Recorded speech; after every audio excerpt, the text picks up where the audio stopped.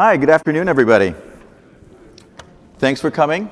My name is Patrick Zeitouni. I'm the head of the Advanced Development Programs at Blue Origin. And today, I'm very excited to be talking about a few things that I think you'd be interested in. The future of space exploration, the role of Blue Origin in that future, and then how technology is helping unlock an entirely different way to go get to that future and helping us do it in a completely innovative way. So very few organizations are blessed with a clarity of purpose, a single defining vision that's a North Star that tells them exactly where they want to go, and they can measure every single strategy activity relative to that vision. We at Blue Origin have been blessed with that vision since our founding in the year 2000. And quite simply, our vision is this: enable a future where millions of people are living and working in space. So just as a reference, if we go back to every single person that's ever flown in space, every astronaut, every cosmonaut, every monkey and dog, we can fit them in this room, in these chairs, with plenty of room to spare. And it's a little sad that that's still the case 50 years later, but our vision is to effectively have 10,000x more people in space at the same time. Now, why do we want them up there? Well, because we believe that fundamentally we want a future of abundance, a future where our grandchildren are living even better lives than the lives that we've had. And if we want to have that continue and not completely destroy Earth, we need to go harness the limitless resources or near limitless resources of the solar system. And so we need millions of people living and working in space to help make that future happen. Now, we don't quite know what that future will look like, to be honest. I mean, we don't have crystal balls. Our founder gave a speech on May 9th when he actually described a couple of thoughts on that future. Would highly recommend you go check that out. But we do know a couple of things that we'll need regardless of what that future will look like. So the first one is that we're going to need a radical reduction in the cost of launch. Right now, to launch 1 kilogram into orbit costs tens of thousands of dollars. To launch anything of meaningful size that you can do something interesting with would take millions, if not hundreds of millions of dollars. I mean, you might as well be making all of these systems out of crushed Fabergé eggs. It's just, it's just not sustainable. That's why we've had a limited amount of successful economic activity in space. So we have to change that. The second thing we got to do is also change our behavior of taking everything up with us from Earth into space. Right now we take our water, our air, the place we're going to be working in, all of that, we take that with us, regardless of whether we're going to be there a short time or a long time. So imagine for a second you're taking your significant other, you've surprised them, you're going to Paris, and you end up having to pack not only your clothes, but all of your water, all of your croissants you're going to be eating, all of your red wine. You're also packing your tent, because that's where you're going to be sleeping when you get to Paris.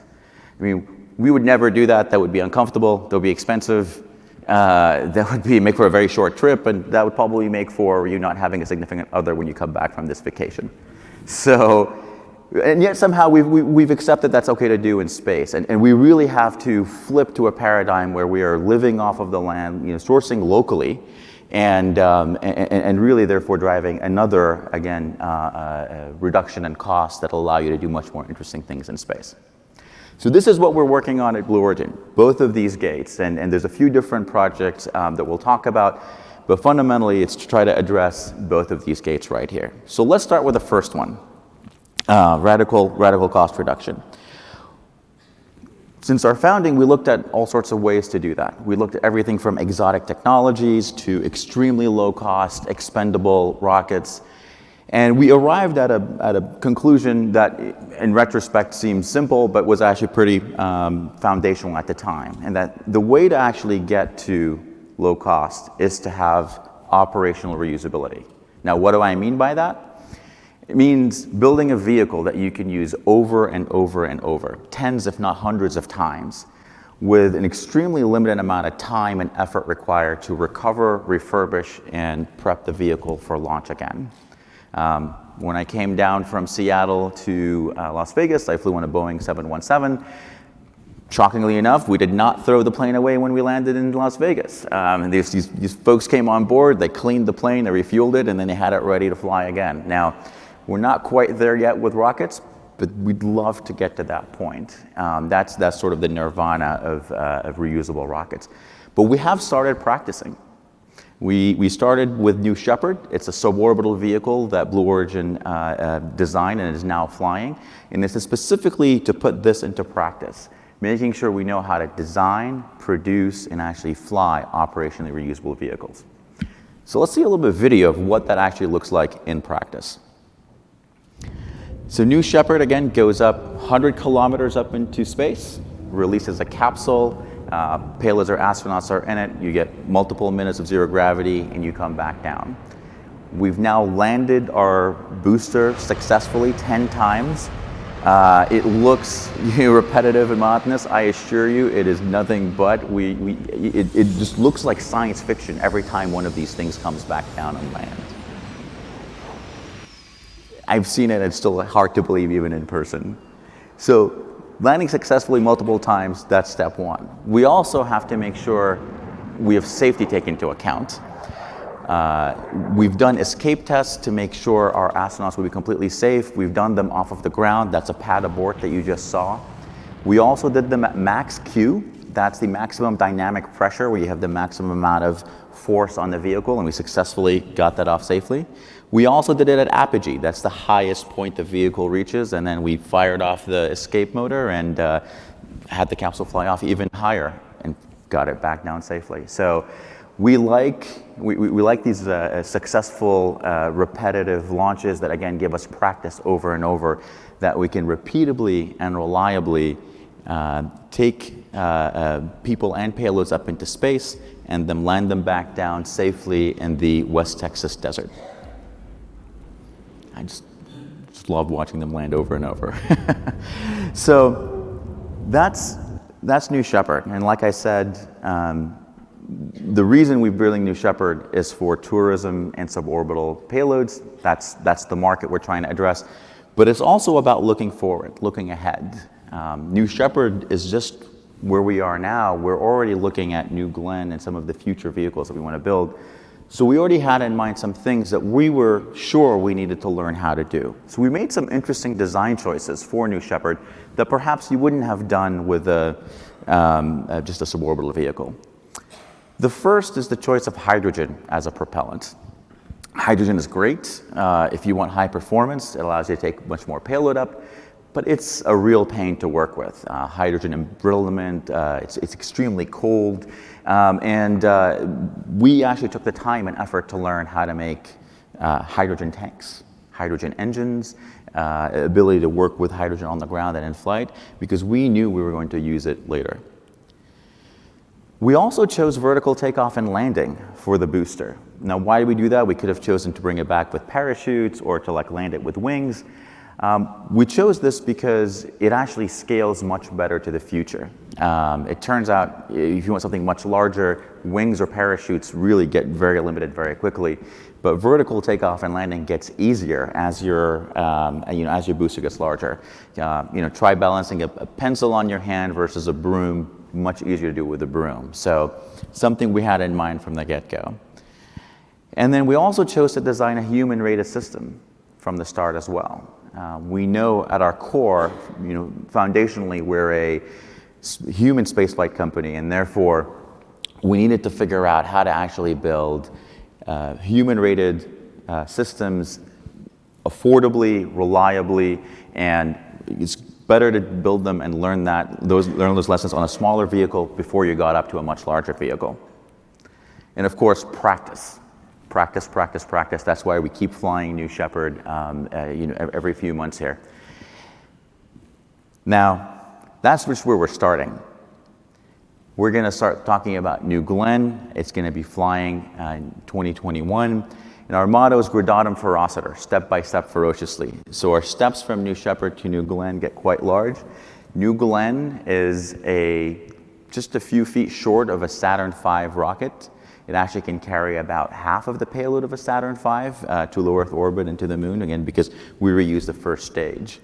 So everything, like I said, we've been doing because we have our eye on how do we apply these lessons to New Glenn. So let's talk a little bit more about that rocket.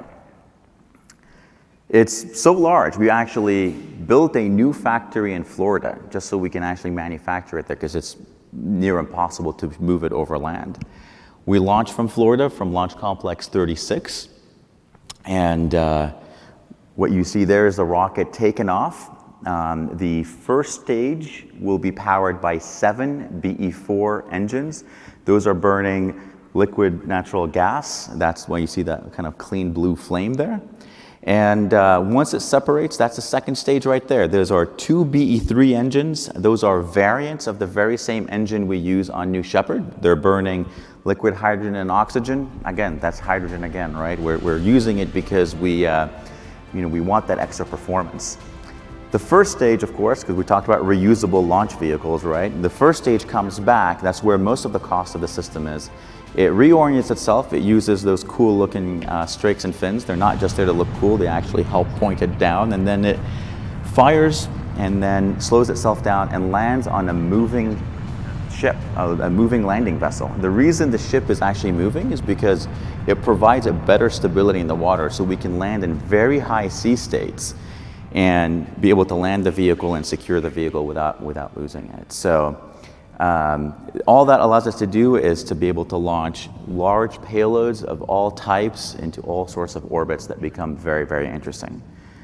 And we're able to do that affordably, we're able to do that reliably, and we're able to do that on time. These are the things that people will want to do, and that's how we actually start chipping away at the affordability of launch and getting to a radical reduction in the cost of launch. Now that's the first gate.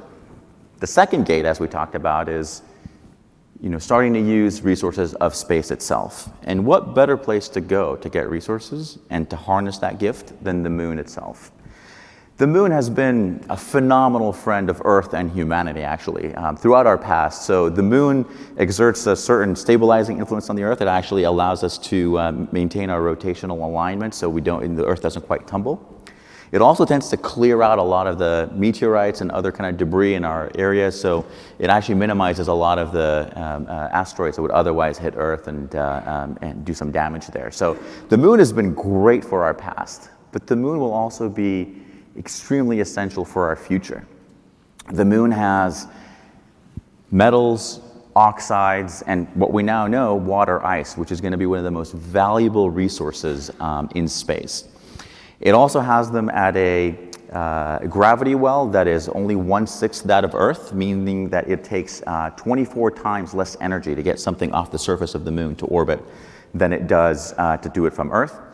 And the moon is always 3 days away from Earth, all the time. And so we actually have multiple launch windows. I mean, rather than going to asteroids that might be going by us where we can get to them right now, but then for another 30, 40 years, we can't get to them. The moon is always there, and therefore it becomes a really essential gift, one we need to harness for our future.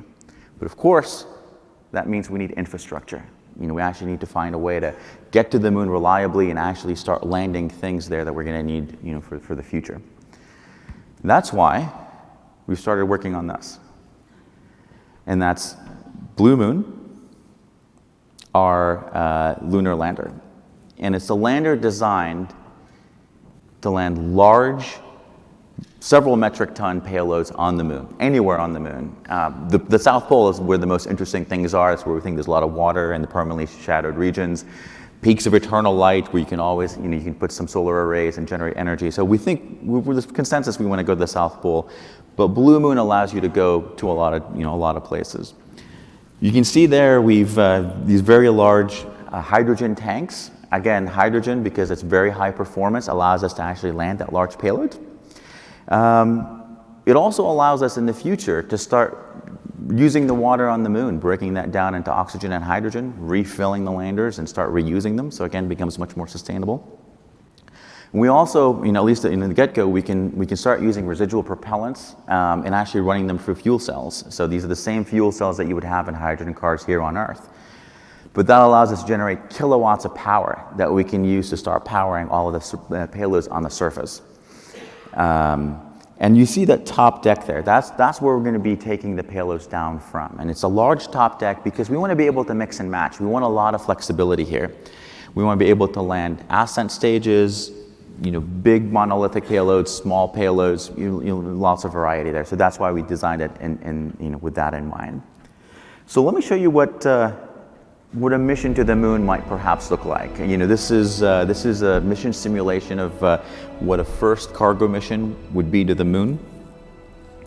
So once we get into low lunar orbit, the lander has enough payload mass that not only can we take items to the moon, we can actually release payloads on the way to the moon in low lunar orbit and really enable a lot of science and infrastructure to be deployed. We have the BE7 engine. It's a new engine, hydrogen, oxygen, that starts to fire. It actually drops our orbit down a little bit so we're closer to the surface of the moon. And then it fires continuously for 6 minutes to slow us down, kill our velocity, and get us closer to the surface. The whole time it's firing, we have landing sensors that are mapping the terrain below us and ahead of us and doing terrain relative navigation to figure out exactly where we're at, adjust course, and then land us precisely to within 25-meter landing error or less. We want to do that because we want to precisely position infrastructure so that when we have the next mission and the next mission, we know exactly where we're going and we have pre-deployed assets there we can use. We're showing you right now the deployment of some rovers. Hopefully these rovers are going around and perhaps checking out where water ice is and what form it is in. It's being lowered by something inspired by maritime. It's called a davit system. It's kind of how you lower lifeboats reliably and sort of without fuss off the side. So yeah, it'll be extremely exciting once we actually start deploying these rovers out and they actually start finding out for us what the South Pole is like so we can start looking forward to the next missions. So as exciting as that cargo mission is, what I personally get even more excited about is this. The Vice President, the administration, NASA have all aligned around the singular goal of returning an American woman and man to the lunar surface in the next 5 years. It's a monumental challenge, but it's one we're supremely excited about. And so we've just started working with NASA specifically on trade studies on the descent lander, on the refueling and transfer elements. And one of the things you see here is the stretched version of the lander. This one has larger hydrogen tanks and a larger structure. It has more payload carrying capability, so we can take that ascent stage all the way down to the surface. The ascent stage will be able to house the astronauts, take them down, and then bring them back up safely to lunar orbit, where they'll rendezvous and then come safely back to Earth. So very exciting times ahead, lots of work ahead, but one where we're extremely excited about that challenge. So if you've been looking at this, you're like, man, this is really exciting. But those rockets and landers kind of look like the ones we already sort of built in the 60s and 70s and 80s. And, to first order, yeah, the physics hasn't changed, it turns out, in like 50 years. So they kind of look the same from the outside. But the way we design them, the way we build them, and the way we actually operate these vehicles, it looks nothing like what we perhaps would have done even 10 years ago. And so this is where it becomes extremely interesting to see the impact of machine learning, artificial intelligence, autonomy, and robotics on all of this. So let's take design for a second. We now have the ability to do massively parallel computation, to run multiple analyses, multiple designs, and get to optimal solutions with a much smaller team that would have imagined like entire rooms of engineers in short sleeves and skinny black ties writing in their books for years and years. We can do that much faster now. Production-wise, rather than weld something, take it off, do inspection, come back, do the next step, do another inspection and X-ray, and so on and so forth. Now we can actually start doing in situ monitoring. So as you're actually doing your production step, you can look and see what's happening there and whether you need to adjust. With flight operations, we can launch, bring back, recover, and turn around a new Shepard vehicle with a team of less than 30 people. We're able to do that because we have high degrees of autonomy that we've built into the system. When passengers are in our crew capsule, there's not a pilot on board. Every single person there is a passenger. And again, we're able to do that because of high degrees of autonomy that we're able to develop that would not have even been possible, let's say, 10, 15 years ago. So as exciting as that is, we're just barely scratching the surface of what's possible here. If you can think about design, some of the things we can do further. If we can start applying machine learning to all of the vast amounts of analysis we've done in the past, the vast libraries of parts that we have, if we were able to start taking that and next time we want to design a part, actually have AI-assisted design that actually suggests certain features on the part or certain ways to design the part, certain ways to perhaps make it even cheaper, that would be extremely, extremely useful.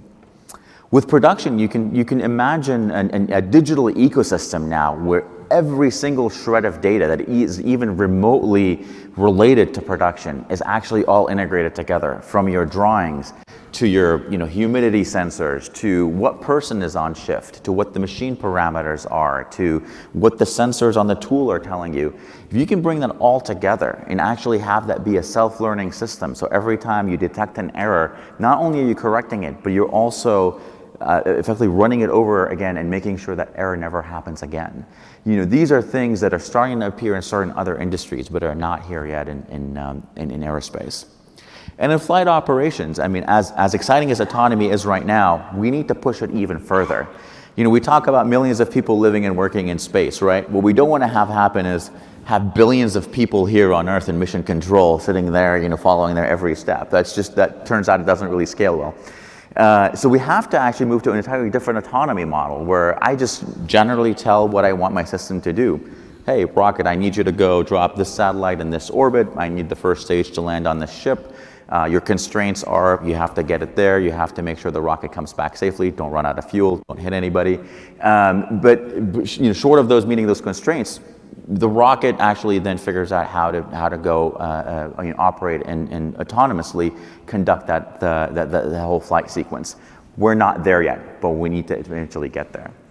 We also need to have this vehicle monitor everything that's going on there, all of the telemetry off of all of the subsystems, compare it to what it thinks these systems should be doing, and then start actually doing some predictive maintenance perhaps. Say, hey, look, it's almost like a smarter check engine light. When I land, I think you need to repair these 2 hydraulic units, or I'm going to fly the vehicle a little bit differently to reduce stress on the same part that continuously sees stress every time. Certain parts of aviation is already starting to do this. We're still much further away from that here, but it's a phenomenal opportunity to start bringing some of that learning actually and applying it to rockets. Historically, this has never been done because we used the rocket one time. So there's a tremendous opportunity here to really apply all of these tools and really kind of inflect how we would go forward. So we don't have robots yet that actually are designing all of these. So we need a phenomenal talent pool to make this happen. We're not just building rockets, we're building a company that is going to be building rockets. And one that needs to be around 100, 200, 300 years from now, because we're not going to get to millions of people living and working in space in our lifetime. So what that means is while we need, aerothermal analysts and perhaps some turbomachinery experts, we also need a lot of electrical engineers that can build electronics boxes. We need a lot of software engineers to bring all of this autonomy and connect all of these elements together. We need data scientists to help us think about how we apply all of this. So there's a ton of disciplines that are all required to come here. And I would love for each and every one of you to say, wow, what could I bring to Blue Origin? And then come talk to us. We're looking for folks that actually want to be part of the journey, part of us building the road to space, and be part of us as we go across our journey. We also want people who are going to look at this infrastructure and say, I think I have an idea, and I think I can create the next billion-dollar company in space that can leverage this infrastructure that's being built right now and that allows actually a business case to close. And so whether it's at Blue or somewhere else, I hope each of you kind of take away a little bit of inspiration here to start thinking about how you can play a role in space. But of course, it's not just going to be us. Like I said, this is going to be a long journey. So one of the things our founder announced on May 9th is the creation of the Club for the Future. And what it is a multi-generational club where the intent is to inspire the next generation who's going to be taking what we've built, some of the road, extending the road, but also actually doing the stuff we just talked about, starting to build this future and building on the roads that we've already created. And so this is a mechanism to inspire them, keep them engaged, educate them, and set them up for success for the future. I would encourage you to go to the website, clubforthefuture.org. If you have small ones or if you have a small child inside of you, write your dreams, your hopes, put them on a postcard, send them to us. We'll actually fly up to space for you, and then we'll mail it back to you. It's a great way, or your kids really, it's a great way to, again, drive more inspiration, and it's part of what this club is intended to do, is actually expand this engagement, because this is not just Blue Origin on its own. So what would it look like in the end? I mean, what would success look like? A future where it's not just Blue Origin, it's a future where there are thousands of companies, an entire ecosystem of startups, big companies, and billion-dollar companies, and trillion-dollar companies that have all been created on this infrastructure of radical low-cost launch and ability to use in-space resources, and one that creates this vibrant environment, this vibrant ecosystem up in space that actually sustains millions, if not billions, of people. So I hope I've inspired you to perhaps take a look at and see what you can do for space. And just want to say thank you, and Gridhanam Parasar.